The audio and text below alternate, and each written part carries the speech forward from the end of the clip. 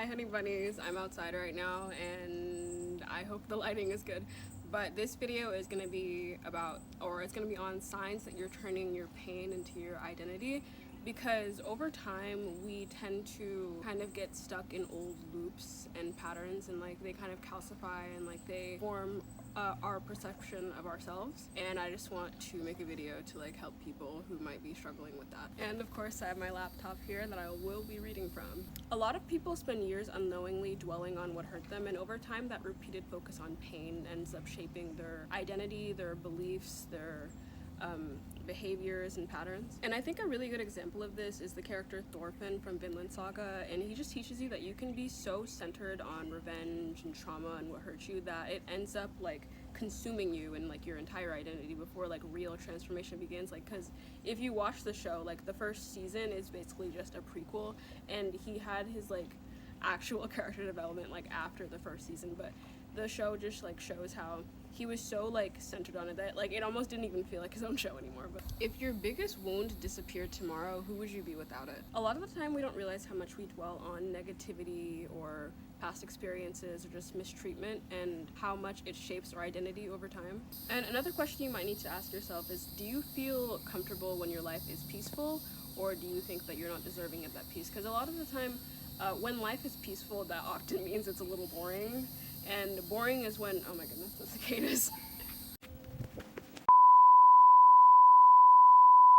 Okay, I don't know where I was, but when your life is too calm, do you assume that it's the calm before the storm, or do you think that you're not deserving of that peace? Because a lot of the time when you're in a peaceful stage in your life, like it tends to be a little boring. And boredom, I don't know how that southern saying goes, but boredom is like the devil, or no, free time is like, or idle time or some shit is the devil's playground or something. And a lot of the time old wounds tend to resurface, and boredom can kind of just pull people back into old habits or patterns, self-destructive patterns. And this can include self-sabotage with your body, with your finances. You can go back into using substances, and you just aren't using them responsibly or like recreationally. Like they end up just being a way for you to like escape reality or cope. And another thing you need to ask yourself is, do you feel like your sob story is what makes you you? Like we all have a sob story, we like all do. Do you believe that yours is what defines you? And does choosing to heal from that sob story feel like you're losing a sense of yourself and like a piece of yourself? And if it does, that's completely fine. Like that's what healing is, honestly, because healing can feel like emptiness at first, because like you're losing a piece of yourself. Like that pain, it took up so much internal space within you, and you need to find a way to like fill up that space intentionally, either with like gratitude or love, or just like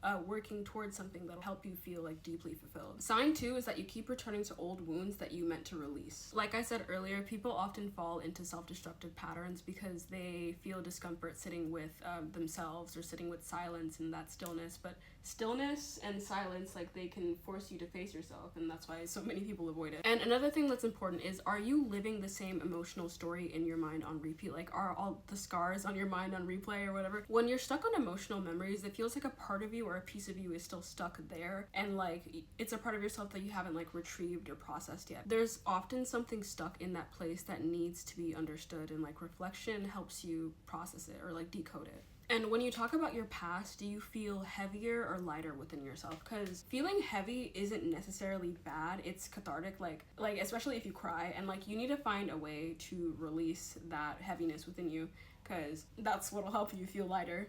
But you can do that through crying, journaling, or exercise, or just like painting, or just like a creative outlet will help you release or process emotions. And I honestly thought that was like bullshit at first, but it helps. And this next question leads me into the next sign. It's, do you struggle to imagine a version of yourself that's not tied to what happened to you? Sign 3 is that, do you believe that your pain makes you more special, deep, or spiritual? Like I said earlier, everyone has a sob story, but that's not what makes you special. Pain in life is inevitable, but suffering is the attachment to that pain, and that's what's optional. Some people may feel like their suffering makes them more awake than other people, and that's just a form of ego identification, where it can often like turn into like a martyr complex, where they believe that like their suffering makes them more wise, or it becomes tied to their identity, or gives them a sense of superiority. And when you're stuck in that lens, it just becomes harder to zoom out and see life beyond your own pain narrative. Like some people have it way harder than you do. Like they experience suffering and just pain from childhood, and like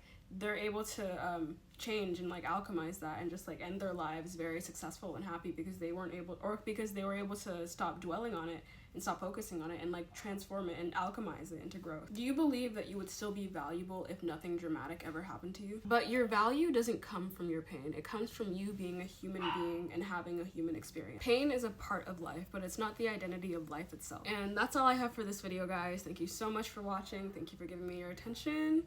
And yeah, bye bye. Thank you for your patronage.